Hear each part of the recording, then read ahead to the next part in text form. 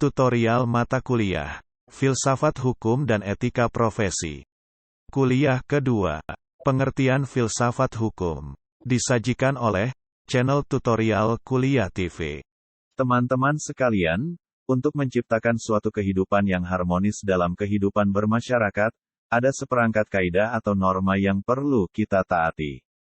Ada 4 kaidah atau norma yang ada di masyarakat, yakni norma agama, norma kesusilaan, norma kesopanan, dan norma hukum.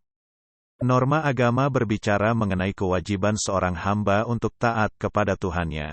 Tuhan telah menegaskan bahwa tidaklah aku menciptakan jin dan manusia, kecuali untuk beribadah kepadaku.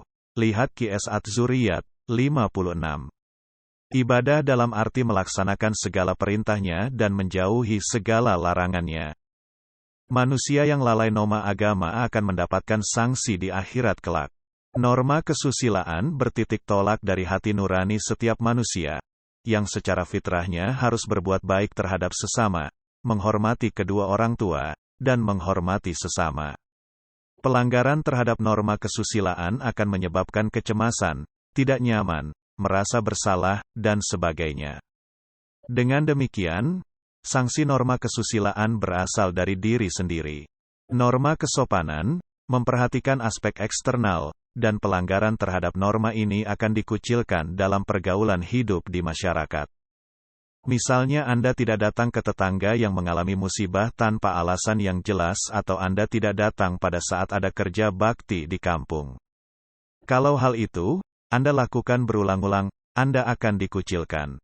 Ketika Anda mengalami hal yang sama, tetangga Anda pun akan cuek. Norma terakhir yang mempunyai kekuatan memaksa dan memiliki sanksi yang relatif tegas adalah norma hukum. Pelanggaran terhadap norma hukum akan mendatangkan sanksi yang berlakunya dapat dipaksakan oleh kekuasaan negara, yakni melalui lembaga-lembaga penegak hukum, baik polisi, jaksa, maupun hakim. Pertanyaan yang muncul adalah apa itu hukum dan apa saja yang dikategorikan sebagai hukum? Peraturan hukum hanya merupakan lambang-lambang yang dipakai untuk menyampaikan norma-norma hukum. Menurut Zevenbergen, sebagaimana dikutip oleh Sacipto Raharjo, norma hukum mengandung 2 hal berikut. 1. Patokan penilaian, yaitu menilai kehidupan masyarakat dengan menyatakan apa yang dianggap baik dan tidak baik. 2. Patokan tingkah laku, yaitu berdasarkan suatu penilaian tertentu. Dibuatlah petunjuk-petunjuk tentang tingkah laku atau perbuatan-perbuatan mana yang harus dijalankan dan yang harus ditinggalkan. Di satu pihak norma hukum mengandung makna sebagai patokan yang membuat penilaian mengenai perbuatan tertentu menurut hukum. Di lain pihak, pihak norma hukum tersebut merupakan patokan, ukuran, atau pedoman untuk berperilaku atau bersikap dalam hidup menurut peraturan hukum. Franz Magnus Suseno yang mengutip pendapat Reinhold Zipelius mengemukakan bahwa terdapat 3 nilai dasar yang harus direalisasi dalam hukum, yaitu nilai kesamaan, nilai kebebasan, dan nilai solidaritas. Tentang nilai kesamaan, Zipelius memandang bahwa eksistensi hukum hanya masuk akal apabila hukum dapat menjamin nilai kesamaan. Penyelesaian konflik dalam masyarakat modern tidak lagi didasarkan pada siapa yang kuat dan siapa yang lemah, melainkan didasarkan pada kriteria objektif yang berlaku bagi pihak kuat dan pihak yang lemah. Hal yang disebutkan di atas menunjukkan bahwa setiap pihak dipandang sama di hadapan hukum. Hukum berlaku umum dan tidak mengenal diskriminasi. Equality before the law berpijak pada nilai kesamaan ini. Tentang nilai kebebasan, inti dari kebebasan ialah setiap orang atau kelompok orang berhak untuk mengurus dirinya sendiri lepas dari dominasi pihak lain. Kebebasan tidak berarti orang dapat hidup sesuka hati. Secara hakiki, manusia itu adalah individu yang bersifat sosial. Maksudnya, ia hidup dalam suatu jaringan dengan manusia lain. Manusia harus memperhatikan serta tergantung pada orang lain. Pendeknya, kebebasan seseorang dibatasi dengan kebebasan orang lain. Nilai kebebasan yang harus direalisasikan oleh hukum ini mengakibatkan adanya pembatasan terhadap tugas-tugas negara, yaitu menyelenggarakan kesejahteraan umum sehingga dalam melaksanakan tugas dimaksud tidak melanggar nilai kebebasan. Kesejahteraan umum adalah syarat-syarat atau kondisi-kondisi yang perlu disediakan oleh negara untuk masyarakat sehingga individu-individu, keluarga-keluarga, dan kelompok-kelompok dapat memanfaatkannya untuk mencapai kesejahteraan masing-masing. Tentang nilai solidaritas. Hukum adalah institusional dari kebersamaan manusia. Aristoteles mengatakan bahwa manusia adalah zoon politikon yang secara hakiki hidup bersama. Adanya kondisi zoon politikon ini memerlukan tatanan hukum untuk mengatur hubungan sesama manusia. Pembatasan kebebasan dilakukan dalam rangka memberikan ruang gerak kepada pihak lain sekaligus merupakan pengakuan institusional terhadap solidaritas sesama manusia. Dalam revolusi Prancis ini dikenal dengan semboyan fraternite artinya persahabatan. Pengakuan terhadap solidaritas atau kesetiakawanan ini mengharuskan tatanan hukum untuk menunjang sikap sesama anggota masyarakat sebagai senasib dan sepenanggungan. Oleh karena itu, tatanan hukum mewajibkan kita untuk bertanggung jawab atas kita semua, tidak boleh ada di antaranya dibiarkan menderita, apalagi dikorbankan demi kepentingan orang lain. Pengertian filsafat hukum secara umum, filsafat, intinya merupakan usaha untuk memahami atau mengerti dunia dalam hal makna dan nilai-nilainya. Bidang filsafat sangat luas dan mencakup secara keseluruhan, sejauh dapat dijangkau oleh pikiran manusia. Filsafat berusaha untuk menjawab pertanyaan-pertanyaan tentang asal mula dan sifat dasar alam semesta tempat manusia hidup serta apa yang merupakan tujuan hidupnya. Tujuan dari filsafat tidak lain adalah pemahaman, atau understanding, dan kebijaksanaan, atau wisdom. Definisi filsafat itu sendiri belum ada suatu kesepakatan yang dapat diterima secara memuaskan oleh semua pihak. Gerard Beckman, sebagaimana dikutip Darmodihardjo dan Siddhartha, menyatakan bahwa pertanyaan tentang apakah filsafat itu sama tuanya dengan filsafat itu sendiri. Filsafat atau juga ilmu filsafat, mempunyai beberapa cabang ilmu utama. Cabang ilmu utama dari filsafat adalah ontologi, epistemologi, aksiologi, dan moral, etika. Ontologi, metafisika, membahas hakikat mendasar atas keberadaan sesuatu. Epistemologi membahas pengetahuan yang diperoleh manusia, misalnya mengenai asal sumber, dari mana sajakah pengetahuan itu diperoleh manusia, apakah ukuran kebenaran pengetahuan yang telah diperoleh manusia itu, dan bagaimanakah susunan pengetahuan yang sudah diperoleh manusia. Ilmu tentang nilai atau aksiologi adalah bagian dari filsafat yang khusus membahas hakikat nilai yang berkaitan dengan sesuatu. Kemudian, filsafat moral membahas nilai yang berkaitan dengan tingkah laku manusia. Nilai di sini mencakup baik dan buruk serta benar dan salah. Dalam mata kuliah filsafat hukum, filsafat berfungsi sebagai metode atau sebagai cara berpikir secara reflektif, mendalam, penyelidikan yang menggunakan alasan, berpikir secara hati-hati, dan teliti. Filsafat berusaha untuk memikirkan seluruh pengalaman manusia secara mendalam dan jelas. Metode berpikir secara mendalam dan jelas bersifat inklusif, atau mencakup secara luas, dan sinoptik, secara garis besar. Oleh karena itu, berbeda dengan metode pemikiran yang dilakukan oleh ilmu-ilmu khusus. Hal ini dilakukan untuk menemukan jawaban atas pertanyaan abadi perennial problems. Pertanyaan abadi ini adalah pertanyaan yang dapat dijawab secara logika. Namun, pertanyaan ini tidak pernah menemukan jawabannya secara memuaskan meskipun setiap filsuf memiliki wewenang untuk menjawab pertanyaan-pertanyaan itu dengan mengajukan argumentasi yang logis dan rasional. Filsafat sebagai cara berpikir berarti melakukan perenungan yang sangat mendalam hingga mencapai hakikat, berpikir secara global, menyeluruh, atau berpikir dengan melihat berbagai sudut pandang pemikiran atau sudut pandang ilmu pengetahuan. Berpikir yang demikian sebagai upaya untuk dapat berpikir secara tepat dan benar serta dapat dipertanggungjawabkan. Persyaratan yang harus dipenuhi dalam berpikir filosofis sebagai berikut. 1. Sistematis, Pemikiran yang sistematis dimaksudkan untuk menyusun suatu pola pengetahuan yang rasional. Sistematis berarti masing-masing unsur saling berkaitan satu dengan yang lain secara teratur dalam suatu keseluruhan. 2. Konsepsional. Konsepsional berkaitan dengan ide, gambar, atau gambaran yang melekat pada akal pikiran yang berada dalam intelektual.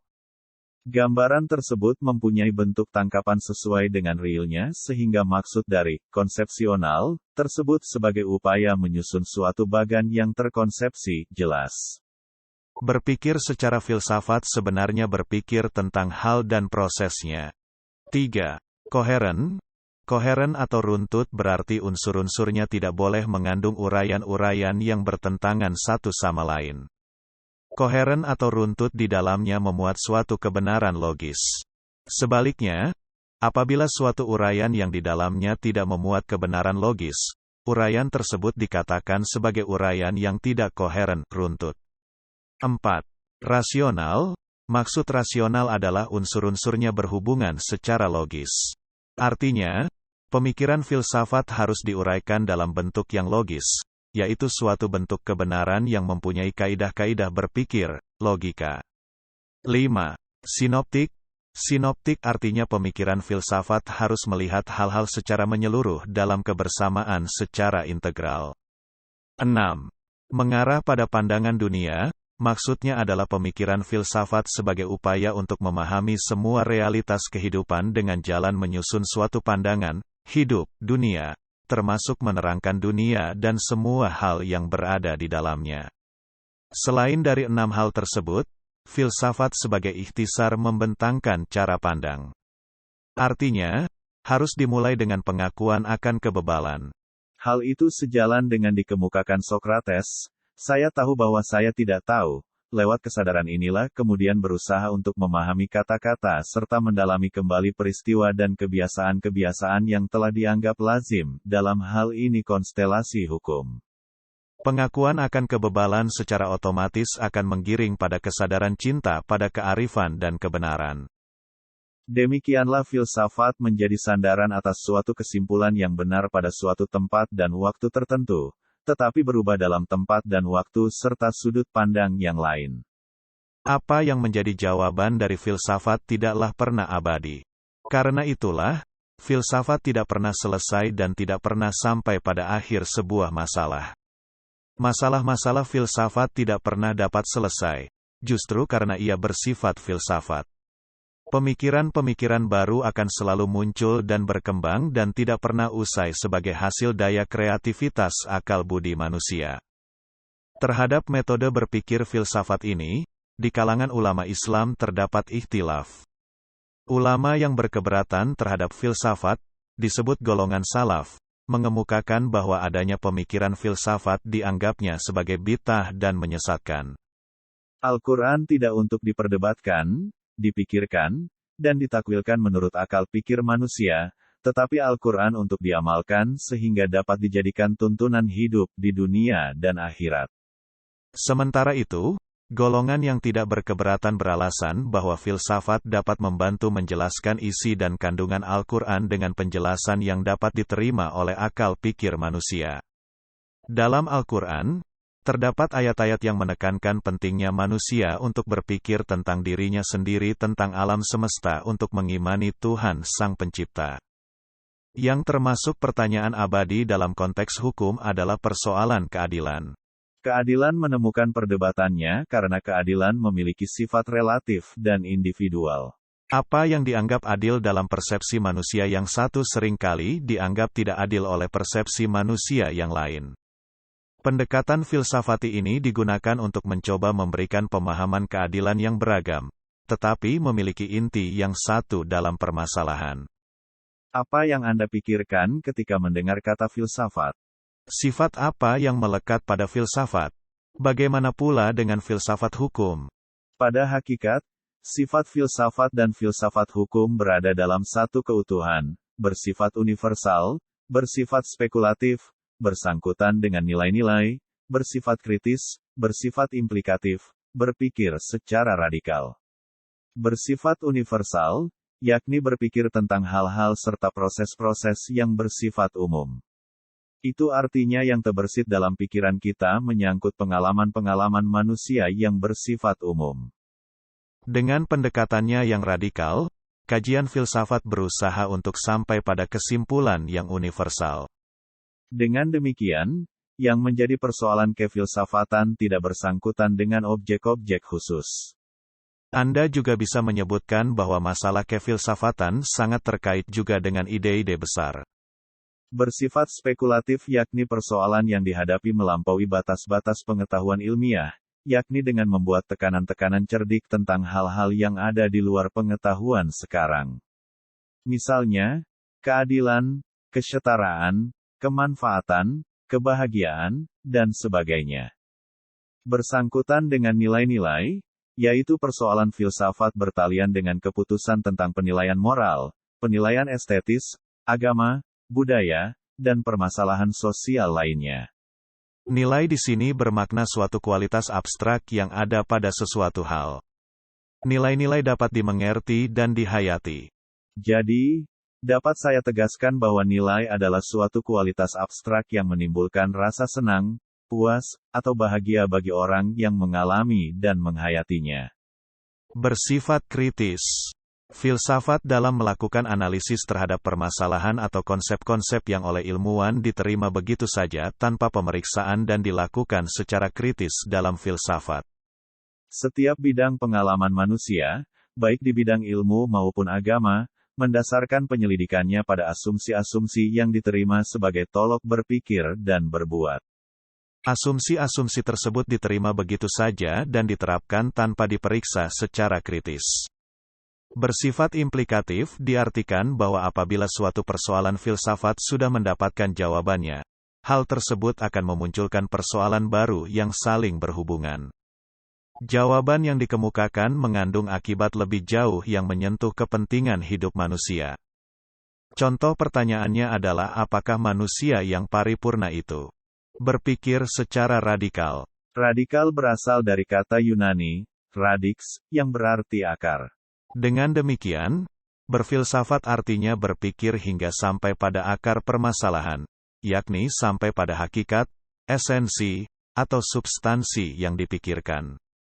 Berpikir secara kefilsafatan juga bercirikan pemikiran yang bertanggung jawab. Tanggung jawab utama ditujukan pada Tuhan dan hati nuraninya sendiri. Apabila kita kaitkan dengan hukum, hal tersebut berarti melakukan kajian terhadap hukum secara universal, spekulatif, kritis, implikatif, dan radikal. Kajian-kajian tentang kekuasaan, keadilan, kewenangan, dan sebagainya memerlukan pemikiran yang demikian. Kesimpulannya antara lain adalah keadilan hakikat menghendaki perbedaan, kekuasaan, dan hukum terkait erat bagai keping mata uang logam. Demikianlah materi filsafat hukum dan etika profesi kuliah 02.